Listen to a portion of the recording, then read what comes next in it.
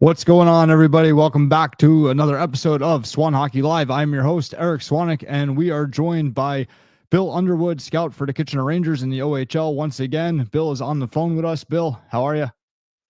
Hey, how you guys doing? All good here. Hope everybody at home is doing well. This is episode 50. This is going to be the season finale. Don't worry, it won't be a long break. But this will be the end of this season. And we will be back shortly. Who knows? Maybe at the same time as the rewards program. We'll see what happens. So if you're new here, welcome. Thank you for joining us. Feel free to, this is completely interactive. Feel free to ask your questions, join the conversation, put up your comments. We want to hear from you. Let us know where you're joining, where you're tuning in from. As always, if you're tuning in on Instagram, if you want to interact with the show, you'll have to move over to YouTube, Facebook, or the live podcast channel of the Swan Hockey Discord server, as we will not be able to see your comments on Instagram. For anybody that's not in the Swan Hockey Discord server already, highly recommend you join that. The Discord is it's going to become extremely important with all the Web3 stuff that we're doing with Swan Hockey Digital, and that is the hub for communication for Swan Hockey Digital. It's our community chat, keeps everybody connected. There's a lot of stuff that runs through there. And if you saw the announcement yesterday, one of the changes coming for the new rewards program is your progress will be tracked on Discord, which is pretty cool. That's one of the places it'll be tracked. So that's going to be a new feature where you will also be able to track your progress in the Discord. So you can get to the Discord from swanhockey.com, either the Web 2 side or the Web 3 side. But yeah, hop in the Discord if you need help. One thing I want to say too, because I know some people have gotten confused that are new to Discord. When you join the server, you will have to verify yourself, to make sure you're not a robot. So when you join the server, on the left-hand side, you will see a channel. It says verify yourself. You just click that, and then that'll open up the channel, and you'll be able to verify. It'll be like a quick little reCAPTCHA thing. The channel is hidden. If you're on mobile, you're just going to have to hit the back button when you get in the server, and I'll bring up the channel list. It'll only be two channels visible. It'll be the rules and the verify yourself. Click verify yourself, go through the verification process, which takes about 5 seconds. Again, super easy. And then you'll have access to all the channels. So we already got a comment here from AJ. AJ says, 50 already. Man, that went quick. I've missed a couple, but been watching since the beginning. Yeah, AJ, first off, thank you very much. I know you've been here pretty much every episode since the beginning. 50 definitely did go by quick. It hasn't. Bill and I were just talking about that before the show started. It's we're not even at a year yet, so we hit 50 episodes inside a year. So yeah, definitely goes by quick. Thank you to everybody that's made this, been a part of this and made it possible. So. Yeah, with that said, let's get into it. So tonight, with the last episode, we're sending you guys off into the summer. Like I said, we'll be, we'll be back soon. But we're gonna, into the summer. We're talking about drafts, camps, the whole tryout process. A lot of the confusion, mass emails and stuff are alive and well and have already been going out. So we want to kind of give you guys some direction here heading into the summer. To try to avoid some mistakes and whatnot. And I guess we'll start the show off with this. If you are signing up for a main camp already, the reason why you would sign up for a main camp already is that you are not a legitimate prospect really for the draft or for the tender. You know that you're probably on the outside looking in, and you're going to take a crack at it, which is great. You should take a crack at it. Right. But here's where guys go wrong. Don't put all your eggs in that basket. Right. If you're looking at the North American Hockey League, and you're signing up for camps or, main camps already, don't just be, all right, I'm doing these 3 main camps and putting, full focus on that. Nope. Your focus should be at other avenues as well. And one of those other avenues could wind up being the one that works. So, you want to be focusing on everything. That's a big mistake. If you're, signing up for camps at this point, it's usually for players that, hey, probably not going to get drafted. So that's where I want to start. Bill, I'm going to throw it over to you. Well, typically teams Again, there's kind of a couple of distinction there. Some teams insist on tenders and drafts coming to camp. Most do in NA. In fact, that's where a lot of tenders and drafts have their career end in NA, is main camp. So they generally be invited there anyway. So it's like everybody's going there. And the other thing you got to understand is that usually, say you did get drafted by another team, you sign up for a camp, they'll generally say, okay, fine, they'll refund and take care of that. That's something where they'll draw lines. That would be tampering or anything like that, attempted. However, generally speaking, if they're looking at drafting a guy, there's those early invites to camp, and they're a lot of times automated. So it's not really all that thought out. And again, sometimes they're to contact a guy. Again, if a guy is probably to be drafted or tendered, you might not get that invite now. No, you probably wouldn't. So, but again, teams also don't know how the draft's going to go yet. It's very early on. So, typically main camp signups, they happen a little bit later on, but obviously I had to do it before the draft because the draft comes so close to main camp. So you're probably to get a spot taken care of long before the draft. And tenders, if you're not tendered in the next couple of months, you're not going to be tendered. So it's a matter of, it's it's an inexact science is what I'm saying. Generally speaking, it's inexact science. And as far as backup plans, you always have to have plan A, B, C, and D, which is, not just one league, but you ought to look at a few different leagues that you have backup plans in, because one league, it's all the same level. You get cut by one team, it doesn't necessarily bode well for another team. And you probably are going to, unless you really made a bad mistake. So it's good to have several leagues in mind. Like you might go to an all camp or two, or be also have MCDC planned. And I always tell players, if they're young, they still have 18s eligibility. You should have an 18s team there as insurance, because you may end up not making any junior team, and you don't want to be scrambling for 18s team. And they do those roster limits now. They are limited in how they can release players and whatnot. So it probably makes sense to get that insurance policy. And of course, if you're beyond that age, remember, tier 3 teams are going to be putting out tenders too. Now, people will say, oh, they'll still take me in tier 3 later on, and they will. However, remember, tier 3 is not unlike a salary cap.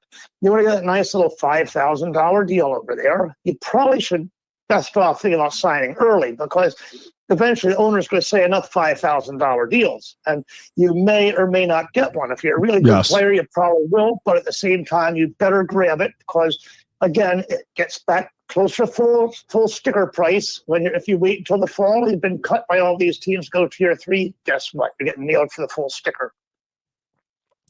And it depends on the player. I mean, like I would, in terms of like the tier 3 and everything. So a couple things that I want to, comment on there, Bill. So yeah, I mean, like my opinion is there's unless like if you're a legitimate candidate for, like the NA draft, or, there's no, like, if you're a legitimate candidate for the NA draft, there's no reason to be signing up for a main camp now. Zero reason.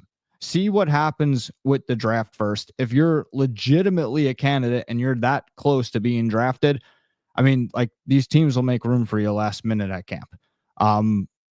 You better be talking to teams. You better be talking to teams at that point, because, again, remember, right? That's what I'm saying. A legitimate draft candidate, and most of you guys, like, you'll know if you're a legitimate draft, and what, maybe a lot of guys don't know. So let's comment on that, Bill. If you're a legitimate candidate for the draft, these teams are going to be blowing up your phone with phone calls, almost to the point of annoying. It's happened to me, right? Like it's not going to come in the form of spam emails. It's going to come in the form of teams hounding you. They're going to be giving their best sales pitch and everything. They may even, depending on the player, they may do extra stuff. I had one team one year that one of the guys that I was working with, they wanted to fly him out there. Come check out the facility, see what it's like. We want to show you everything, that kind of stuff. Like one year I had a team that they wanted, they were going to pay for like the heavy majority of the kids' billet. Like they're going to start doing things that are going to show you that, like, hey, you're a legitimate, draft. And especially if they're trying to get you to sign a tender, maybe unless it's one of those NA3 tenders or whatever, but a legitimate prospect, especially the higher end guys, you're going to start to see this. So if you're not receiving anything except for the spam emails, then you're probably on the outside looking in,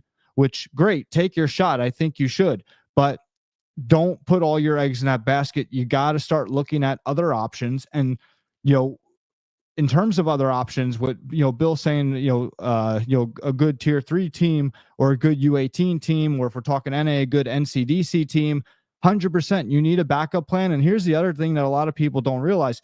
You could almost start signing your way up. I've done it before with a player where there's a kid that maybe he's not getting any interest at the level he wants to be at. But for instance, let's take the NA, because that's what we're, talking about now. If you're a guy that the coach is looking at, hey, maybe I want to bring this guy in for North American Hockey League. Well, what's the next best show in town to North American Hockey League? The NCDC, right? If you don't have anything in the NCDC, that does not look good and does not help your chances at the higher level team wanting to take a chance on you, right? If you're a guy that they're kind of mulling over, right, do we take this kid? Do we not take this kid? And then they find out that you're, tendered or signed whatever with the best team in the NCDC, that could push it over to edge. Same thing. If you're signed with a top end U18 program, you're signed with a top end tier 3 program, somebody that all these people respect, that all these teams in the NA respect, you could literally start to manufacture your upward movement. Though there's one thing you have to be careful of. There are teams at NCDC that do have problems with NA. And if you sign an NA deal or go to camp, they will torture you. We've had clients that have went to other leagues and they've been told by an NCDC club, we don't want them back. And they'll sometimes you have to almost push for a trade, because they sometimes going to say, we're going to screw the kid. And other times they'll make the trade eventually, but it's a matter that it's not like it's a simple thing necessarily. And yeah, it's just like, hey, go home. You're like, hey, check, like chill out home and we'll figure it out type deal. Exactly. And you'll get it done eventually. But at the same time, and I've even seen guys come back and make NCDC teams. And yeah, sometimes some coaches out there in the past have tortured guys. They said, fine, you went to that A camp, you want to be there over my team? Well, let's see you play your way back into the lineup. They don't necessarily come in with welcoming arms. I'm not saying all coaches are like that. I'm not saying it'll happen everywhere, but it could happen, because remember, NCDC does not regard themselves as an inferior league. They understand there's a situation between the leagues, but they in quotes want to protect their brand name. And so there are teams, and not every team, but there are franchises in that league that most definitely resent a guy going to NA camp, particularly to choose that camp over them. So there's a little bit of Russian roulette there.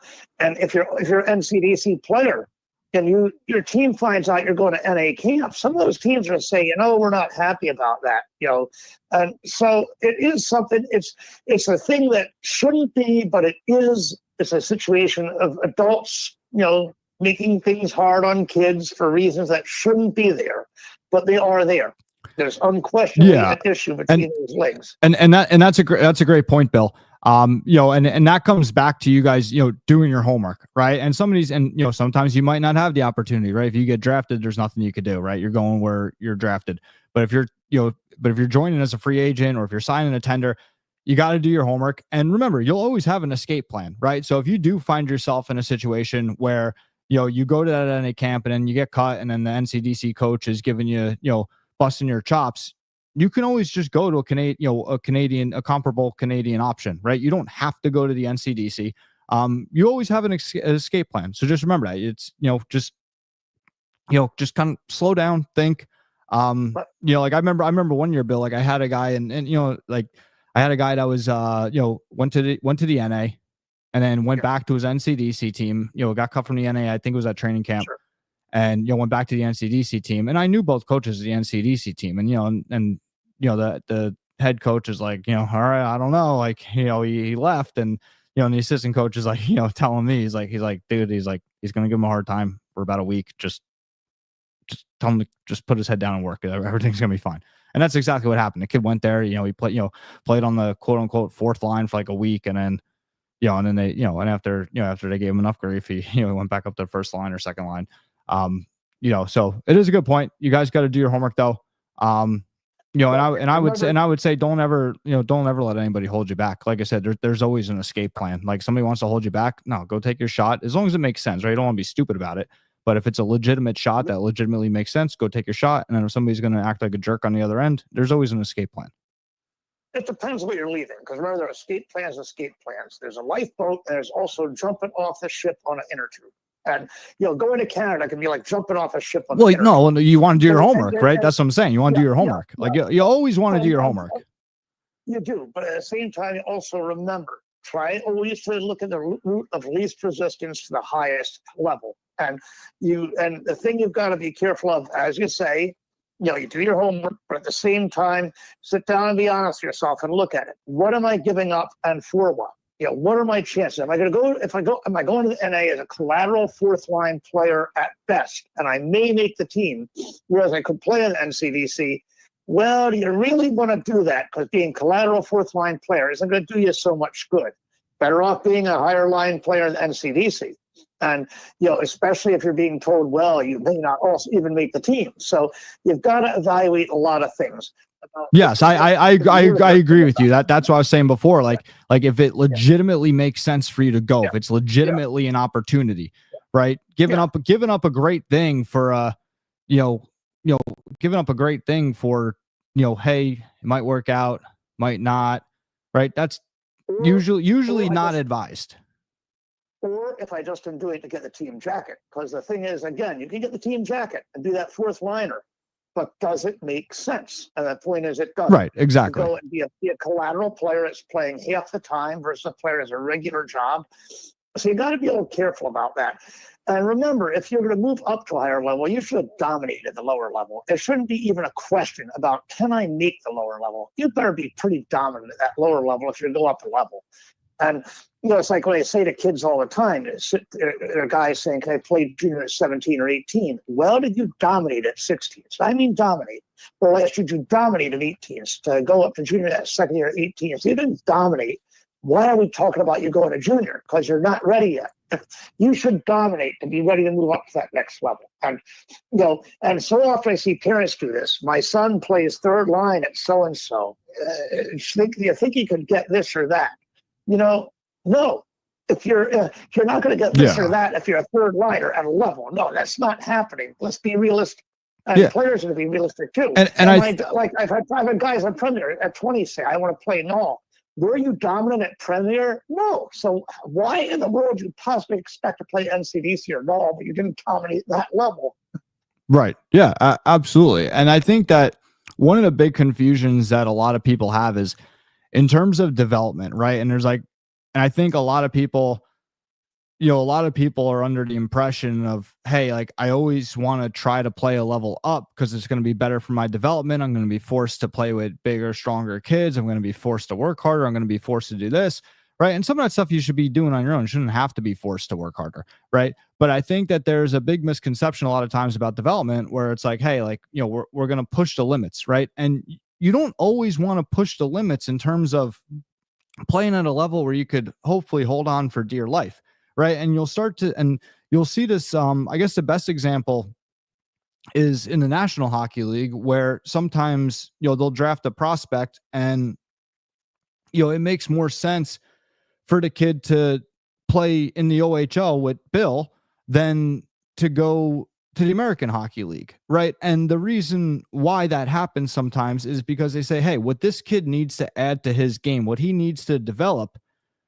we don't want him holding on for dear life somewhere. He's not going to be able to we need him to add a layer of talent over what he already has, right? We're not trying to improve the talent he already has, right? Obviously you always want that to improve, but that's not the focus. The focus is adding another layer, right? And it's hard to add another layer when you're holding on for dear life, right? If you're improving what you already have, then maybe you push the limit and you're taking it to the next level and you're really pushing the limit.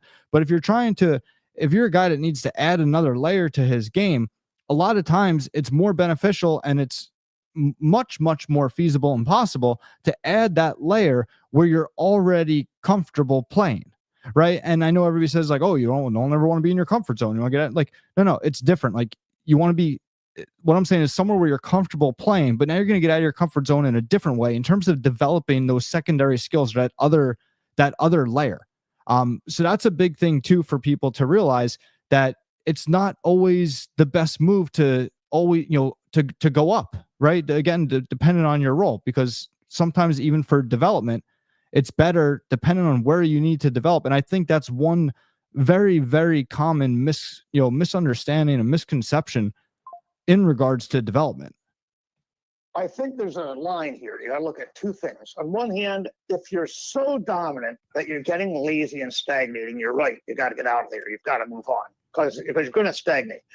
But there's also a confidence factor. You also don't want to go and bite too much off and have your confidence killed. Tale of two story, two juniors back in the 80s, long time ago. One of whom's a Hall of Famer that I was with the Nordiques. We drafted Joe Sakic. The other one was a fellow named Adam Creighton. Now, who was Adam Creighton? A big rangy forward that was drafted by Buffalo. Now, Creighton was hurried up a little bit by the Sabres. They had him play for 5 coaches in his first year, basically. But he still had junior eligibility. They brought him to Buffalo, not ready. So they sent him to the Canadian national team for the World Juniors. And then they sent him back to Ottawa to play, which was good, giving him some junior experience. They brought him back to Buffalo. The coaches had changed. Since then, Bowman had fired his coach, or even vice versa. Scotty went behind the bench after firing the guy that was there at the beginning of the year. And then he finished the year in Rochester. What did this do for the kid's development and confidence? He was being passed around like a puck, and it was not a good developmental thing. Now, Joe Sakic. Little known fact, Joe Sakic made the Quebec Nordiques 18, right? But Joe was a very quiet kid. He's from Vancouver. He's a French-speaking city, 3,000 miles from home, and a quiet kid by nature. Couldn't get 2 words out of him. But Joe said, no, I want to go back for another year. And he said, I want to play junior with my kid brother. It's his first year. He's a rookie. But I think still to this day, that was a little bit of a half truth. That was half the truth. The other half was, I just don't feel ready for being out here in the National Hockey League, a French-speaking city, 3,000 miles from home, a quiet kid. Now, Next year, he comes back. He dominated junior. And he comes up, shakes my hand in camp and says, Joe Sakic, how you doing? Long time. I said, yeah, and a few things have changed, haven't they? And he just laughed, knew exactly what he was saying. He said, yeah. So he developed confidence, and there's no turning back for Joe Sakic. He did great. But he's a shy, withdrawn kid when he went out there. And, was being in the National Hockey League the best thing for Joe Sakic that year? Probably not. There have been other guys that went. I want to ask Billy Barber, another Hall of Famer. All right. Now, we were brought up the idea how back in his day, you played junior till you were 20. As a 20-year-old, you turned pro. And I asked him, Billy, did it really hurt you playing an extra year at junior? And he just said, hell no. And a lot of guys, again, that one more year of experience, that one more year and the great thing about NHL and other leagues today are, you go to camp, you find out your failings, you go back to another level, and you apply the lessons you learn at this level and make yourself into a better hockey player. But the problem is, for moving up, this whole breakneck, got to move up, it's fine if you're ready. As a player, as a person, as everything else, it's fine. But if you're not ready, it can be the worst disaster of your life. It'll be an awfully lonely year in junior and a very hard year because most guys at this age have never tasted failure before in their life. They've been stars. If they're higher end players who go to junior leagues, they've been stars. They've been treated like gold their entire lives. Now they're going to junior hockey. And now you're going to have a problem because you're suddenly not going to be the big star. And you're suddenly going to be having nights where you're sitting. And literally sitting, not on the bench, meaning sitting in the crowd, a scratch. Yeah. First time in your life, you're scratched. And that's going to happen more than once. And you'd better be ready for that. And it can be a long, long, hard winter. And the more you're ready to not have that happen to you, and the more you're prepared, the better off you are. Because most guys have no idea. They all think they do when they go to junior hockey, but they have no idea. They find out it's a whole different world. I always like to say, remember, in youth hockey, they have to be nice to you because you're a consumer. In prep hockey, they have to be a little bit nice to you because you're a student. In junior hockey, they don't have to be nice at all. You're a commodity. And they can do whatever they want. And believe me, they will. They'll promote you, they'll demote you, they'll push you, they'll cut you, they'll trade you, they'll keep you. They can do anything. And you'll see over that year, that first year junior, you're going to see guys come in on the bus every week.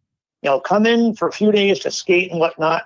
You'll see faces leaving. You'll see guys with that locker room stall across the room last week, not there anymore. You're going to see that happen. And it's a very big cultural adjustment. You better be ready for it. And again, if you bite off more you can chew, you may not be ready for it. You've got to be ready for it, and not just in terms of your game, but in terms of your head. You've got to be ready for this. Well, and if you're physically ready, and you're like if you're ready to play at that level, like a lot of this stuff, you won't go through it as much, right? If you're ready and you're an impact guy, ready to be at that level, probably not going to get scratched much, right? No, if at all, right? It's like that's the thing. Like you'll avoid a lot of these headaches. Like a lot. The players that are legitimate NA players, like they don't experience this stuff. Right. Like, because it doesn't really happen to them. Right. Like or it happens very, very few. Right. But the guy that's, not ready to be there and on the bubble and he's getting scratched every other game, it's a totally different experience for him. And to Bill's point, I say it all the time, like leagues like the North American Hockey League, you got to remember, you're not a paying customer, right? They owe you nothing.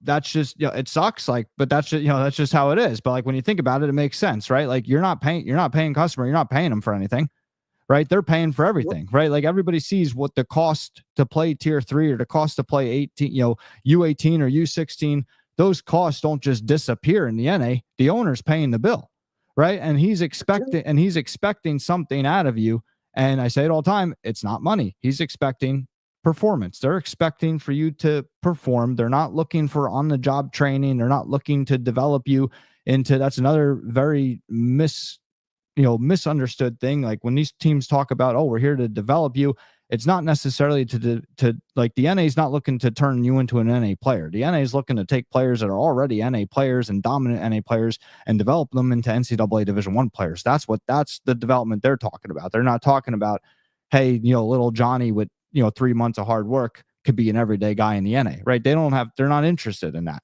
right? And and again, I know it's not what a lot of you guys want to hear, but that's the way it is. So you want to make sure that that you are ready to go.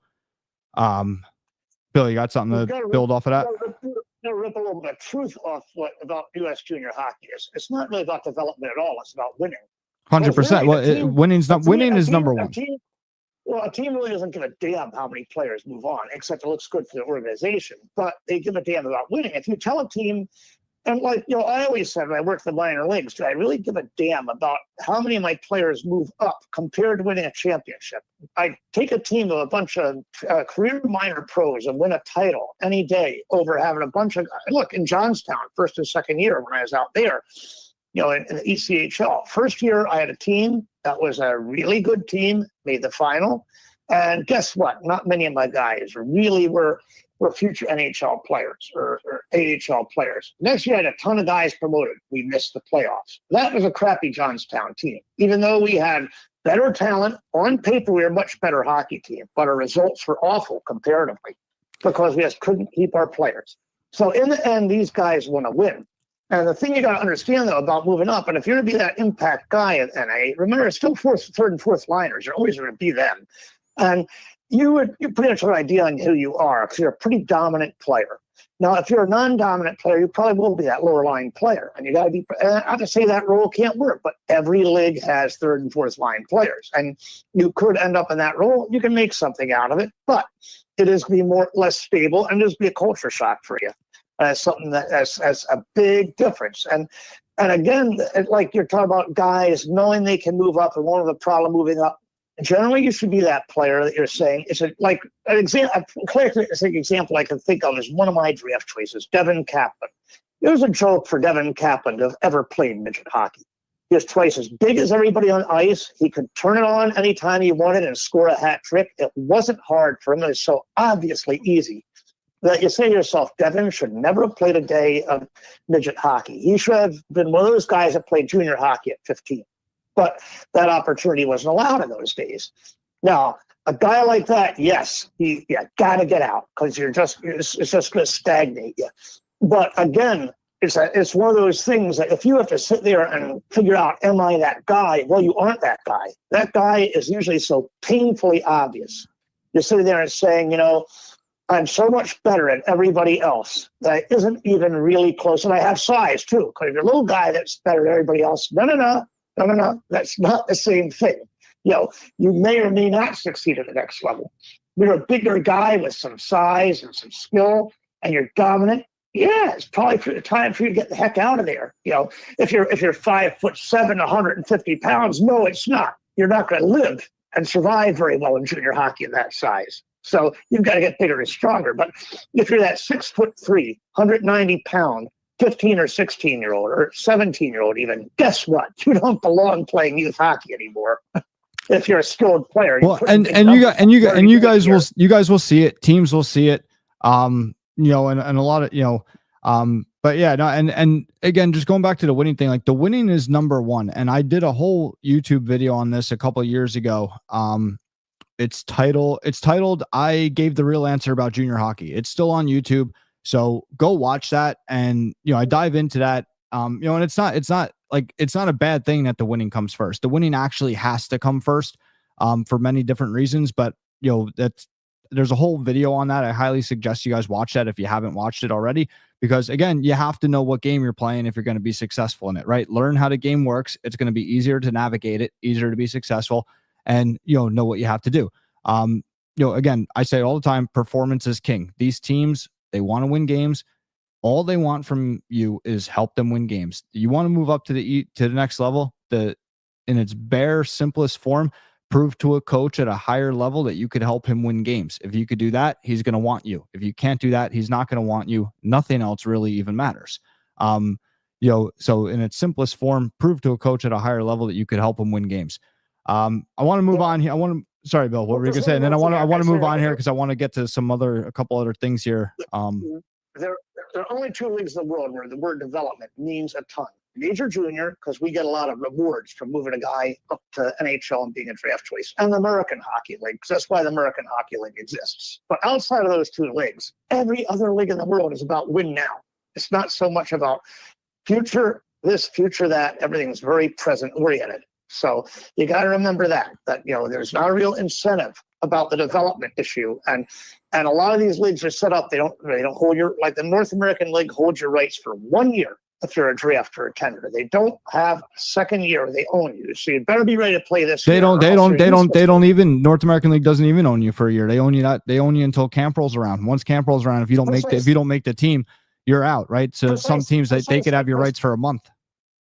Precisely, but for a year, that's a pertinence there, because camp is where they make the decision. So that's why I say for a year, because for this year they own the rights for. Well, no, but if a player gets cut at camp, he's a free agent. He can go to another team, right? They don't have it for the whole year. Exactly, but I'm just saying that's exactly true. But I'm just saying, basically, you've got to make it this year now. It boils down to you make it now. So that's what I'm saying. The NA is a today league, right? And that's going to lead us in. That's going to lead me into the next topic in terms of combines and stuff. Combines for any league really, other than major junior, but combines that you're paying to go to, guys, they're a joke. All right, like. In terms of that league, right? Like you don't go to the NA combine to play in the NA. If I ever suggested to a legitimate NA prospect that he show up to the combine, they'll never talk to me again. The combines are there. You go to a combine if you want to attract, like if you go to NA combine, if you want to attract, if you want to get seen by the NA3 teams that are there, by the US or not the USPH, the youth, the U18, the U16 teams. That's what you go to the combines for. You don't go to the combines to play in the NA. They're very few and far between. I mean, I've been to like Bill. I've been to the NA combine. I'm sure you've been to at least a couple of them. I mean, they're like the one that I was at. I did not see one kid at the whole entire combine. Not one kid that I thought was even close to being able to play in the league. Like the level was so low compared to the actual NA. So, like you guys are getting invited to these combines and stuff. And I put a reel up today on social media. Like the other funniest part is like these leagues, like, oh, combine for the league, but yet these leagues don't have central scouting. Who the hell is making the decisions? Who's like, oh yeah, that player should be invited to combine? There's no central scouting. It doesn't even make any sense, but people hear combine and they run. They take my Here's the money. problem. Here we go. Like a lot of you guys, like for all intents and purposes, a lot of players, even with the camps, you're essentially just driving there, dropping off $500 and driving home. Here's the problem. At a combine, all you're going to get are invites to pre-camps. It all is a massive place to get a bunch of phone numbers, invite guys to pay to come to pre-camps with clubs. So NA Combine, NCDC Combine, EHL, all are the same thing. They're marts for teams to do that. USHL Combine is just as bad. USHL Combine, only slight difference is if you're USHL Combine, if you're on a draft list already, you can play yourself up a couple rounds. You're never going to play yourself down, but you may play yourself up a round or two. But if you're not on a draft list, nobody cares. Nobody is even watching you or paying attention. Nobody gives a darn. So USHL Combine's a waste of time. Our Combine and Major Junior is a different animal, because basically you're invited there by Central. You're on the Central list, draft eligible. And honestly, you're not going to get drafted out of it. You're already on the list. You've gotten that through your play over the winter. What it is it's like the NHL Combine. You'll be going through a whole bunch of physical tests. You'll get some interviews. You do all kinds of some on ice testing for speed and stuff like that. But it's not playing. It's really just like the NHL Combine. We're sitting down and evaluating another facet of the player. Is he in shape? Is this kid a fat kid? You might be able to sit down and talk to him a little bit and find out a little bit what he's like. But you can see it's really taking that other dimension of a hockey player, just like the NHL does. But are you going to make the OHL or get drafted out of the Combine? Heck no. There's a Combine data there, but at the same time, is it something that I'm going to sit there and say we shouldn't draft this kid unless I'm sitting there looking at a ridiculous fat check or something like that? And you could be the best decathlete in the world, but if you're not a very good hockey player, we don't think you're very much to be a hockey player. We're not going to draft you. It just is there's a little bit of added information where you sit there and say, okay, this kid has some work ethic, he's in shape, but he's already, bottom line, he's somebody we're already interested in. It already is there.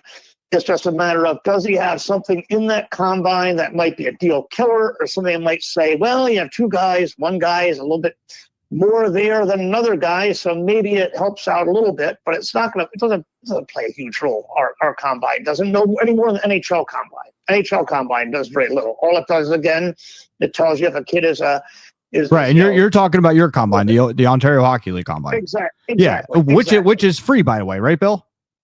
It's free. Yeah, there's no $500 and stay to play at the hotel and this and that, and hey, you want to buy a hat on your way in, like.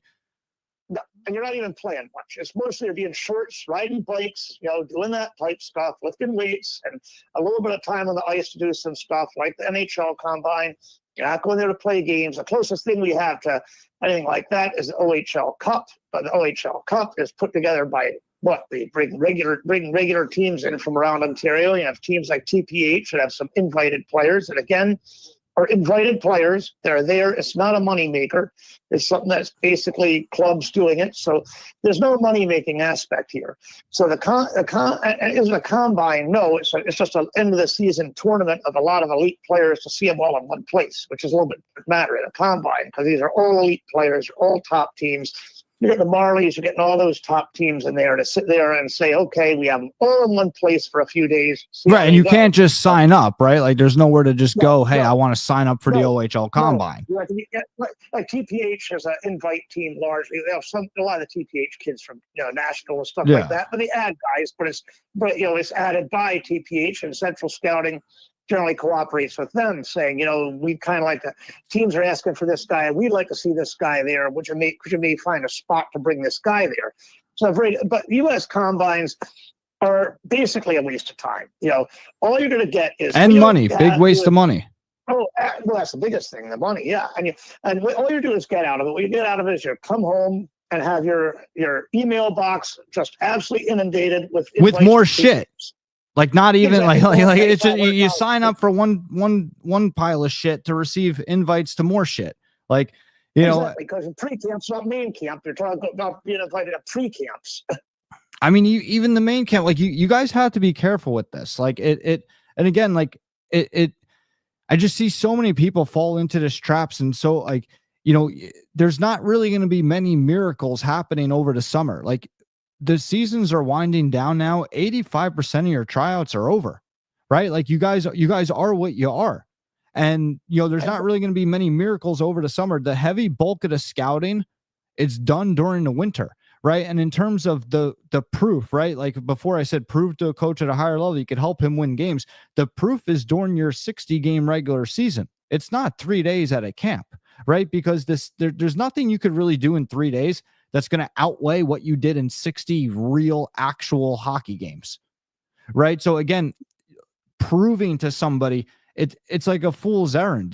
There's really nothing you could do in 3 days to prove to some. There's not much you could do to prove to somebody in 3 days that they're going to say, hey, you know what? Yeah, we'll disregard what happened for the last 8 months. Those 3 days looked awesome, right? Like, so, and again, like, it's just understanding how this works. And I think a lot of it is, a lot of it's mindset. Like, you guys have to understand, a lot of you guys, you're accomplishing great things and you don't realize it and you're ruining it because you're trying to go too far. And what I mean by that is, if you're a guy that, let's say, played third line U18 and you have a chance to come back to your U18 team and you developed well and you have a chance to go back to your U18 team as a first line guy, that's awesome. You should be proud of yourself. That's a step forward, right? I say all the time, like we want forward progress. That's what we want, forward progress. And if you were a third line guy on your U18 team one year, you had a great year developed, and you have an opportunity to come back that next year as a first line guy, you should be proud of yourself. That's forward progress. You're moving forward through the hockey world. But so many guys, they don't even realize that. They can't even take the time to, be proud of themselves. And they're just going off to these NA tryouts, combine, this, that, right? And they're taking what was a good thing and they're setting themselves up for disaster. And when it doesn't work out, they're down in the dumps. They're down on themselves. They don't realize, hey, you actually accomplished something very good. You're on the right track. Keep doing what you're doing. Right. And same thing, like, even if a guy has an opportunity to go to NCDC, like, that's great. Like, like, it's a higher, for a lot of guys, it's a higher level than you've ever played before in your life. And you're complaining about it. You're trying to go somewhere else. And you feel like you're a failure if you don't get that somewhere else. So I think a lot of you guys, you have to become better at self-evaluation, with not only realizing what might be out of reach right now, but also self-evaluation of realizing what you're actually accomplishing and being proud of that and taking that and rolling with that and moving forward through the hockey world. Well, everybody thinks they're on the fast track. Not everybody is. Some guys are on the slow track and they're going to be fine. It's just on a slow track. That's just the way it is. It's not like you still can be fine, but you just aren't going to be on the fast track like other guys are. And some guys, something on the fast track right now, but in the end, they're going to flop. There's somebody that right now looks like everything's you can't compare yourself to anybody. Exactly. In 2-3 years, something. So those guys that are on the fast track now will be off the track. Other guys, I can name you a lot of great pro players that were guys that were through the draft. They went as free agents, and they end up going to teams and coming up the hard way. And I've seen other guys that have done the best things since bubblegum at 14, and they're impertinent by the time they're 18. And it's a simple fact. You see a lot of guys that, they rise fast, and then that's their limit. Other guys especially the bigger guys, they're going to take time, because most big guys, a lot of them have a little bit of time for their feet to catch up with the rest of them. So a lot of big guys, especially defensemen, are going to take a little bit more time maybe than other guys. Smallish guys, too, on the other end of the spectrum. All right? Signs you're going to be fine. But right now, you're just too small. You're too bony. But, in 3 years, you're not going to be. But right now, you're that 10, 15, 20 pounds too light. And you just got to get that meat on it. You're going to be fine. But you got to do it smart. You can't do it overnight. You got to develop it. So a lot of guys just are not physically ready. Some just not ready from other aspects too. Yeah, but not every player in the world is a fast track player. No, not at all, and that's okay, right? Everybody's path is a little bit different, right? Don't compare yourself to anybody, and everybody's path is a little bit different. And I think one thing very important going into the off season, everybody needs to read the room, because I'm telling you right now, Bill mentioned it before, that in the National Hockey League, you go to training camp. They tell you what you need to work on. They send you down to the minors. They send you back to the OHL. They tell you what you need to work on. You develop, you come back. That does not really happen for most of you guys in junior hockey, right? Most of you guys are getting the patented speech of, hey, great job this week. We really liked what you saw. It was between you and one other kid. We just went with him. He's, 2 inches taller, 2 inches shorter, 20 pounds heavier, 20 pounds lighter. He's a lefty, you're a righty. He's a righty, you're a lefty, whatever. right? Every coach has a different way of sometimes letting a kid down easy. Sometimes they just don't have the heart to say, hey, you're just, you're not there. You need to work on, A, B, and C. And the other thing is they just sent you 1,000 emails over the summer. No coach is going to say, hey, listen, man, yeah, you're not close at all. We just wanted your money. No coach is going to say that, right? So at this level, for majority now, again, the guys that are just missing, those top end prospects that are just missing, yeah, they're going to get probably some real feedback, and they'll affiliate those guys and they'll look to get them back up. But for 95%, 99% of you guys that are going to these camps, you're not going to get real feedback. So do yourself a favor and read the room. Pay attention to the actions, not the words. Look at what is going on around you, right? When, just to give you a couple examples, like if you're a guy that gets cut, that doesn't even make it to like the top 80 of an NA main camp, and then that coach tells you, hey, great job, you're close, maybe try the NCDC. No. If you're not even making it to the top 80, NCDC is probably not realistic, right? Like you got to start to read the room of these kinds of things, like where you're falling in, in the action and everything. Like I have a buddy that coaches 18s, and I remember one time, he's at an NA camp and he's talking to a kid, and the kid tells him like, hey, and this buddy coaches the second 18 team, or he was coaching the second 18 team of a program, and the kid tells him, hey, no, I'm not interested in playing for your second 18 team. I'm going to NCDC camp in 2 weeks.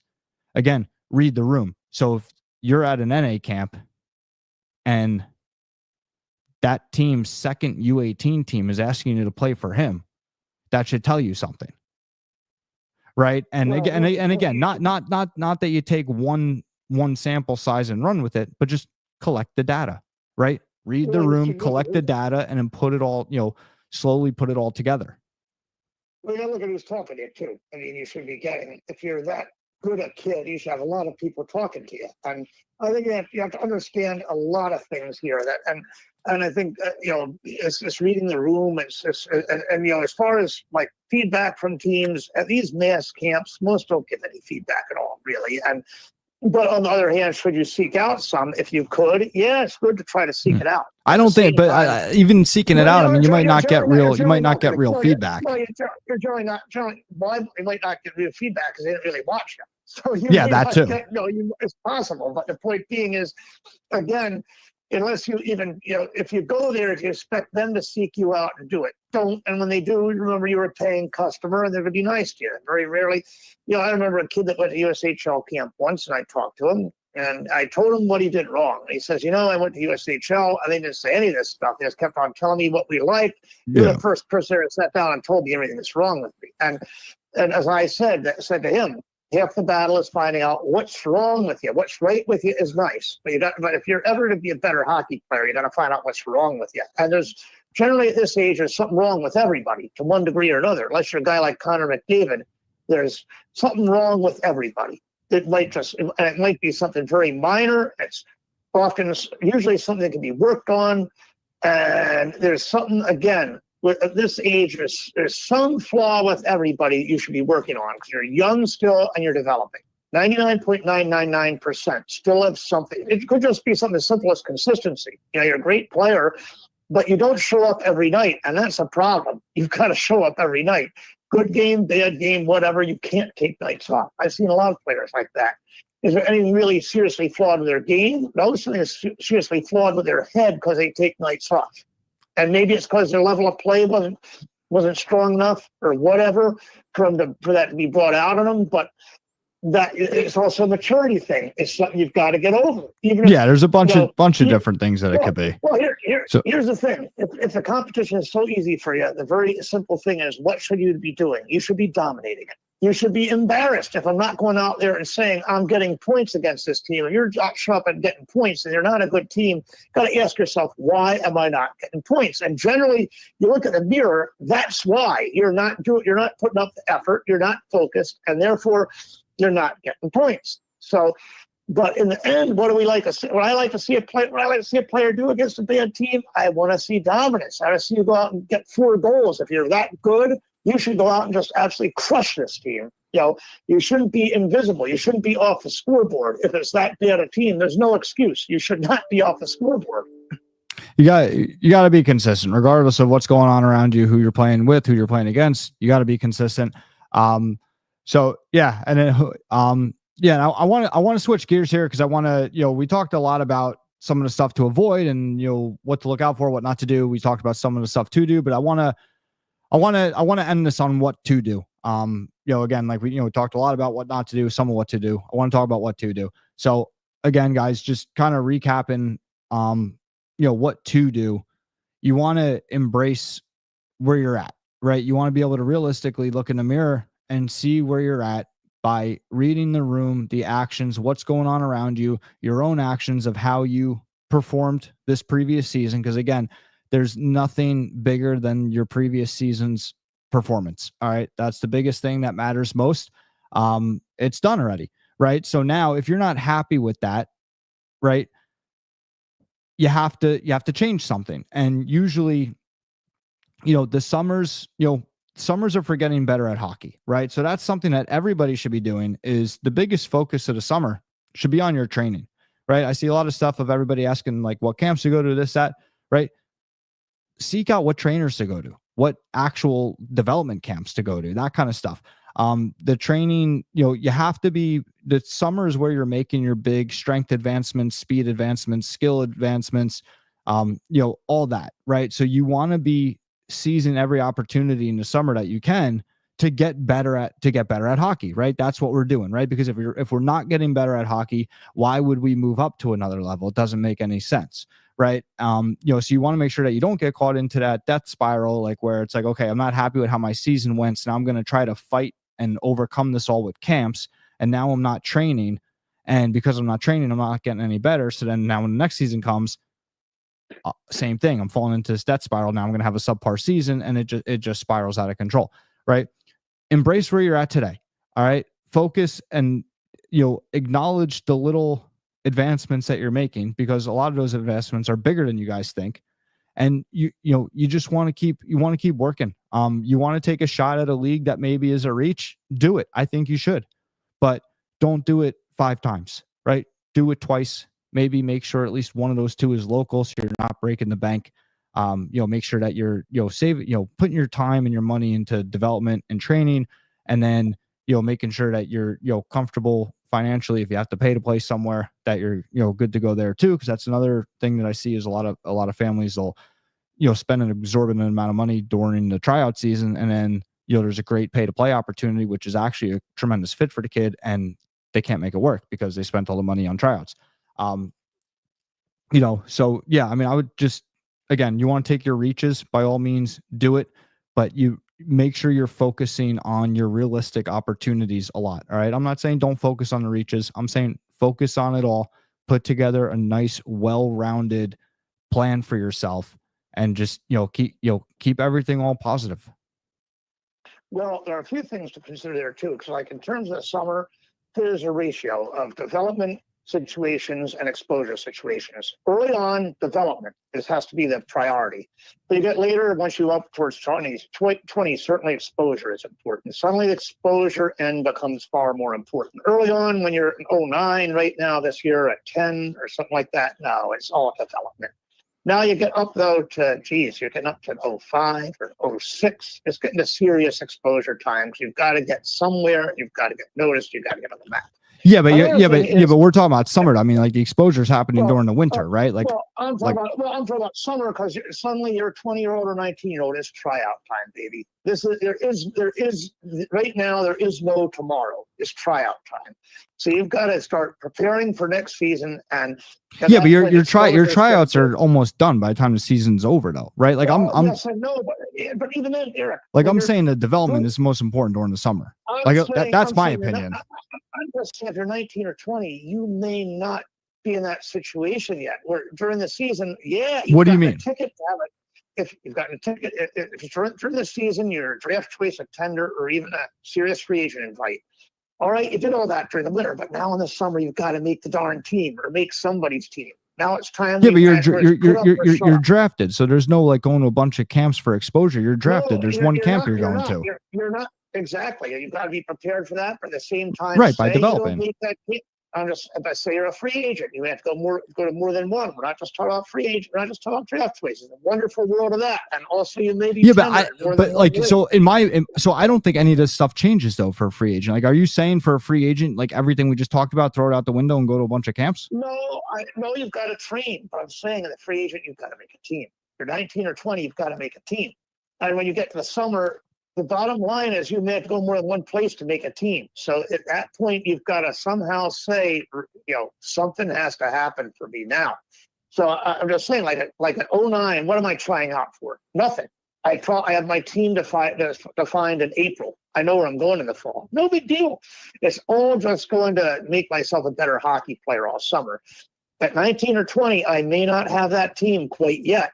So yes, you prepare, and you do that relentlessly right up to the end of your career. You train hard in the summer, but at the same time, there are some magic years where you've got to replacement becomes emphasis. You've got to get placement. Not everybody here is going to be that draft choice, and not everybody. Yeah, but if you're in the middle of the summer with no clue where you're, like it's again everything we just talked about, right? Not 85% of your tryouts over by the time the season ends.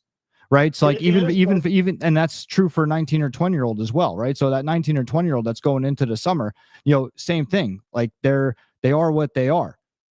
Right. Like they want to take a couple of reaches. That's fine. But they want to shoot for the realistic opportunities. And a lot of those realistic opportunities are going to present themselves, during the course of the season or at the tail end of the season. They're not going to necessarily have to be chasing around realistic opportunities. A lot of those will present themselves.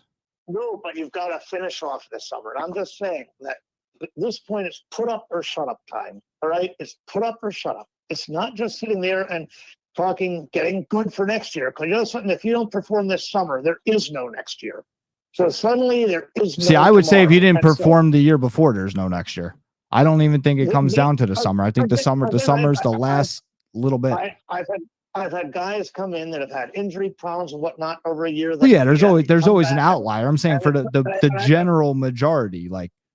True, but even the general majority have had dual tenders in legs and been cut by both legs. As the point is, they had to still find a home. It's something that can happen. And this is put up or shut up time. You're 19 years old. So yes, you train, you develop, you never stop doing that. That's something that never ends the life of a hockey player. But suddenly, in that summer, the paramount thing in your summer is to make a team and get a spot for next year. Something you never had to probably do incidentally before in your life, because you're probably that good that you've always pretty much through youth hockey floated through. Yeah, but you always have to make a team, right? Like you always have to make a team. But I'm saying like this summer, the priority, you always have to make a team, but that's going to happen by being good at hockey. Right. Like your summers are what makes, the summers are huge for development. And then, like I said, like in terms of, making a team, 85% of that is already done by the time April rolls around. And it is to a large degree. You have a body. We're by the end of the season. Well, as I say, for a lot of guys it is, but we can't just emphasize those guys are lucky enough to have everything on pre-plan and on robot at 19. A lot of guys don't. No, but everybody pretty much does if they're looking at the appropriate level, right? Like if you're a 19-year-old that's a clear-cut tier 3 player and a good tier 3 player, chances are you're gonna have tier 3 offers, right? You're not gonna have to go scurrying the country for tier 3 offers. I've had guys that have been in quotes sure bet tier 2 guys that don't make tier 2. Are they scurrying for tier 3? No, but at the same time they're shooting for tier 2 and you want to get there. And there have some guys that I've had that have been, who the hell is this guy? And they make the team. They come there, they make the team. They got prepared and they do all they could do during the season. But maybe they weren't seen much during the season. Maybe they're that guy that's coming from that dark horse program or whatever. And here's put up or shut up time. So I'm saying you never are done training and improving yourself as a hockey player. But I'm just saying as you get a little bit older, suddenly what really was impertinent 5 years ago is now very pertinent. As an 09, does it really matter? Summer tournaments and everything like that? Not particularly. But your summer performance for a guy that's 19 or 20. That is your life. You've got to make it and break it in the summer. See, I And so disagree. I think your life is the like, season before. I disagree there, well, but that's okay. We can have is. different approaches. It is Right. If I had to It pick gets one, you- if I had to pick one and say this is the life is not the summer. The life is the previous season. that what that does is it gives you a lottery ticket. It gets you in the door, but you haven't made the show yet. And the bottom line is you've got to make the show. Because the amount of guys are lucky enough to come in and that ticket. Yeah, like, but if you're in the yeah, door, you're not scurrying the country looking for a door, right? That's what I'm saying. Like the in season's your life, that gets you in the door. Then you train your ass off and go walk in the door and perform, right? But you're not running around the country looking for a door. You've got to, but some guys, yes, are going to need a second plan because that first door may not work. And it happens all the time. The second door may work. So you got to be prepared for that second door because you may have to go. Right. That's having a backup plan, right? That's what we were saying. That's having a backup plan, right? That's not running around. Look, we're not totally disagreeing. What I'm saying, though, is I'm just saying that the summer is a different definition for a 19-year-old is a 15-year-old. A 15-year-old, the summer is a nice time to have some fun, playing in some good events with and against other good hockey players. It's not going to, it'll get you on the map. We'll pay attention to you. I don't think so. I think the process is just different, right? The same holds true for a 15-year-old. The only difference is their tryout is in April, and it's less crazy, right? Because they're paying at a pay to play model where their customers, they're not always treated like that, but it's different, right? Like it's the same, but it's a different process. So it kind of creates the illusion of a different summer, but they still have to make their team, their tryouts just happening sooner in the timeline than the junior player. But also, once they get that spot, they're fine. In junior hockey, that's patently untrue. Once you get that spot, you're not fine. You're fine it's like the old ECHL, like I said before. No, you got to perform, right? You got to perform, and that's why I'm saying, like, the training, like, you got to perform, you got to improve your skills and perform. You never stop doing that. No, you never stop doing that. But I'm saying, in terms of the summer, yes, that's always an important component. But from it being 90% of the component, it may move down a little bit more because some of the exposure component becomes more important because it's now or never. And the other thing I always say to guys are, don't try to play somebody else's game. When you go to a camp, play your game. I'll agree. Bill, game. I'll agree with you that maybe it comes down a bit, right? Like in terms of level importance, maybe it comes down a bit. But originally you said that it flip flops. That I don't agree with. I don't agree that the exposure becomes more important. I would agree that maybe the level changes a little bit, but I would not agree that they flip flop. I didn't say flip flop. I said that it becomes. Yeah, you said the exposure becomes more important. Like I took it as more important than the development. But you're saying you meant compared to itself, more important than itself. Okay. And then the next most important point for any player is play your game. But at the same time, you got to round out your game for the next level, but you got to play your game. What I mean by that is this. Now, I've had guys in free agent camps for pro. If you're a scorer, I don't want you dropping the gloves. That's stupid. Why? You're just going to get ragdolled, you might break your hand. So it's dumb. On the other hand, if you're a goon, I want you dropping your gloves. I don't want you go out there trying to play like you're a finesse player because you're not. You better play your own game. If you're not a scorer, you're not going to go out and become a scorer overnight by osmosis in a camp. Don't try to do that. If you're a guy that's a scorer, you're not going to go out there and prove you're the toughest guy in camp when you're a phony. You're not. You've got to play your own game. Do what you do well. A lot of guys do that. A lot of guys think they've got to impress by doing something like a defenseman, for example, thinks I suddenly got to become a great offensive puck rusher. That's not your game. And if you do that, you look foolish. Don't try to do that.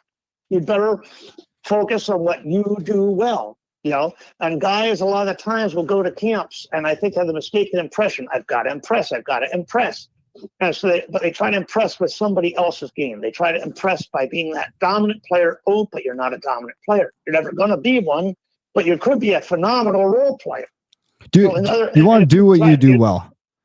Exactly. Play your game. Because you also want to get signed for what you do well, right? You don't want to do something fake, right? If you're a goal scorer and you go there, you go to camp and you drop the gloves a couple times. Now the team's like, hey, you're going to fight all season, right? It's like, oh boy. Right? Like, you want the coach to like you for who you are, because you're always going to be best when you're playing your game, right? So at the end of the day, when all dust settles, you want to be in a situation where the coach is wanting you for you and wanting you to do the things that you do well. We got a couple questions here, Bill. You'll probably also make a fool of yourself trying to do something that you're not good at. So don't try it. Yeah, that happens. That happens a lot too. All right. So AJ wants to know, what are the thoughts on futures camps? I mean, my opinion, I think it depends on the league. I think, obviously depends on the player. NA, I'd say they're pretty much a waste because, again, the NA cannot draft for the future. There's really nothing that can come out of a futures camp. Their draft, because of the rules of the draft and the way the league works, they cannot draft a kid for the future. So anybody out there that's like, hey, I'm going to go to an NA future camp because hopefully they see me, like me, and then maybe draft me, and then maybe I make the team 2 years down the road. That's an impossibility. So you're wasting your time, wasting your money if that's where you're going. In terms of the USHL, that I could see making a little bit more sense, especially if it's a player that maybe doesn't get much exposure during, a younger player doesn't get much exposure during the course of the year. Do I think you have to go to a USHL futures camp or you're screwed? Absolutely not. Because again, 85% of it is going to happen in season. But, I would probably, if I was going to go to a futures camp, I'd go to a USHL one before I went to an NA one. Oh, no question. NA camp's a waste of time. Now, a USHL camp, there's something that, again, is what I call debatable value. I'd say that as far as NCDC, if they have anything like that, what that's for is to try to get you to play on their youth team. It's exactly that's a tryout for the youth team. That's what they're looking at there. But even the USHL, they're going to find you during the year. Now, if you're in a lesser program, maybe it would help you to go and get on the map a little bit there. It might not hurt you. But on the other hand, again, none of these things are to make or break you, because it's the season, like we keep on saying, that makes or breaks you. So, you're not going to make. I've yet to ever draft a player based upon summer hockey, or to suggest drafting a player based upon summer hockey. It's something that, to me, all it's going to do is raise a bell and say, okay, this kid's a pretty good player. Watch him in the fall. And generally, it's not coming out of a futures camp or something like that. It's coming out of a really good tournament, like the World Selects, for example, is a pretty good youth tournament. You're going there, you're seeing good hockey players from all over playing against each other. Suddenly, you can compare two guys very readily against one another. It's not. It's again. You go to some USA camps this summer. All right, you're getting elite players from all over and comparing them with one another. Futures camps, I think, are very debatable in value. They're and some are, like you say, utterly valueless. Yeah. Really depends on, again, depends on the player, depends on the situation. Perspective is everything. It depends what your why is for going, right? What's completely worth it for one person. That same camp could be completely worthless to somebody else. So perspective is everything in your situation, as well. Robert wants to know, or Robert says, I never understood why tryouts are right after the season rather than giving players a chance to work on deficiencies. So 2 things here, Robert. So in terms of junior hockey, they are at the end of the season, right? They're training camp, right? This is part of the whole thing that that we've, explained. This whole process, a lot of it, it's a facade. It's fake. Like even leagues like the NA's actual, bottom line tryout is at the end of August. They all roll into training camp with like 40, 50 guys, and they get down to their final roster, right? They have these, they do the main camp and the roster size adjustments and cut downs and this and that or whatever. But when push comes to shove, the actual team is picked at the end of the summer. And that's the way it is in pretty much every junior league, at least at the tier 2 and tier 1 level. The team is picked at the end of the summer. All this other stuff, a lot of it is, again, it's fake. It can be part of the process, but when push comes to shove, the actual tryout is at the end of summer. And coaches will make decisions there, right? They know which guys are prospects. It's like, all right, this kid, if this kid has a monster summer, he's going to be on the team. We'll see what he looks like in August, right? Those conversations happen. Those are real. That happens because, again, the real bottom line tryout is in August. Now, in terms of youth, Robert, it's funny that you mentioned this because I just mentioned this to one of my buddies the other day that, he works at a program where, works at a rink and, and he's, been pretty high up in the business. And I've asked him, I'm like, man, this is the dumbest thing ever. Cause like, we're talking about like AAA hockey and even AA hockey. We're like, why do they evaluate these kids as soon as the season's over? Why not let it? And like, honestly, it's cash flow for the rink because as soon as the tryout's over, what does everybody do? They make a 50% deposit. right? So it's literally a financial decision. I'd say most of the time, or a lot of time, at least the way it was explained to me, it's a financial decision.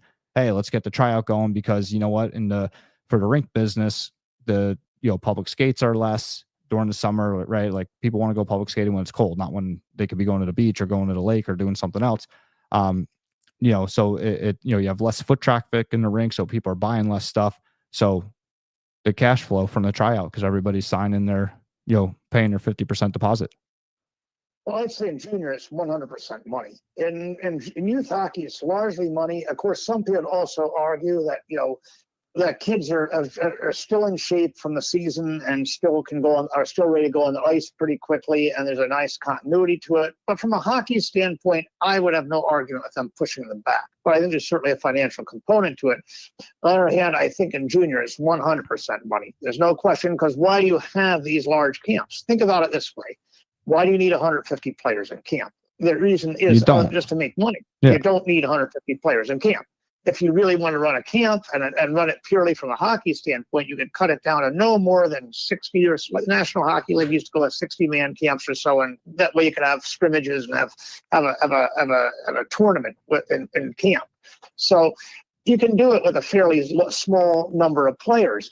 So that's all money. And youth hockey, I think it's a lot of rink cash flow. And some people with the idea, I think that, hey, we'll keep things going and get the tuitions done early and all that.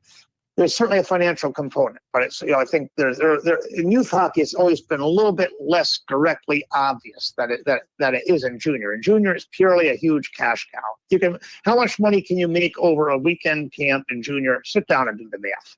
Yeah. And at the youth level too, I think it's a lot of it's less time for players and families to jump ship. So I think it's a lot of that too. But yeah, guys, we're going to call it here. Any last minute comments, questions, concerns? And as Bill and I figured out in the middle of this all, we do take compliments. We figured that back out in November. So yeah, any questions, comments, concerns, put them up now, because we're gonna call this. This is the season finale. But we will be back shortly. It's not going to be a long break. A lot of really cool things going on. We got the Onward and Upward tour starting. The first event is going to be in New Jersey, end of April. And the new rewards program, guys, that launch, I'm really looking forward to it. It's we're right there. The final steps are being completed now. And join the Discord, because that's, again, the Discord's going to be the communication hub for everything Web3.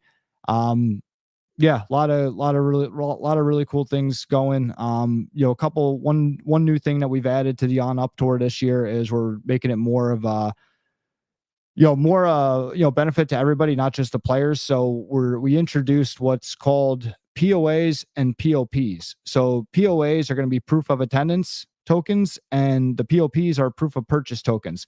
So when you join the tour, you're going to receive a proof of purchase. And if you're attending the tour, and it's not just the players, it's, mom, dad, brothers, sisters, families, aunts, uncles, friends, anybody in attendance that's supporting the tour, you're going to get proof of attendance token. And those will all be communicating with the rewards program, where those tokens will be worth reward points. So that's, it's going to be part of the new rewards program. And again, any help anybody needs with this, just see the Web3 support in the Discord server. So yeah, highly recommend everybody joins the Discord. That's where, again, that's going to be the communication hub for everything with Swan Hockey Digital and Web3 and, the new rewards program and everything. So, looking forward to that. I want to thank everybody again for, everything over the last 8 months or 9 months, 10 months, however long it's been since we started the show. It's been a lot of fun. I've enjoyed it. I hope you guys have enjoyed it. So thank you, everybody that made all this possible. And, I want to thank Bill as well. Bill's been on, quite a few times, and, it's been awesome having you, Bill. And I'm sure you'll be back. Sure, looking forward to it. So, but it's been an awesome season. Bill, anything you want to close with? No, it's just been a lot of fun, and I hope people have gotten some things out of this and learned some stuff. And it's an important. Remember, hockey season never ends. Right now, The way I look at it is right now we're just starting 2025, 26 for a lot of teams, except for those that are in the playoffs. And it really is that way. The minute 24, 25 is done, 25, 6 starts these days. And always remember that. Yeah, it never. I think we touched on it last episode. We were talking like just saying like how it never, at least definitely on the on the business side of the game, like it never stops. Like it just changes. Like, but because even I think it was last episode we were talking about me, Serps, and Justin Friedman from Madison. Like we were talking about just people are like, oh, like hockey's the off season, right? Or summer's the off season, right? Like you like your workload lightens up. It's like no, like summer is busy. Like it just, it's different than the winter, but never stops, just changes. It was either that episode or one of the previous ones, but for anybody in junior and above, quite honestly, it's the most stressful time of the year. a lot of work, a lot of work, yep. a lot of work, a lot of uncertainty. Awesome. So Bill, thank you so much. Thank you so much, everybody at home. Everybody have a wonderful night, and Bill, have a wonderful night. And I will thank you, Bill. And I will see you guys soon. Be on the lookout for the next season of the podcast. And again, be on the lookout for the rewards program in the Discord. A lot of really great things in store, and cannot wait for what the future brings. Everybody have a great night, and I'll see you soon.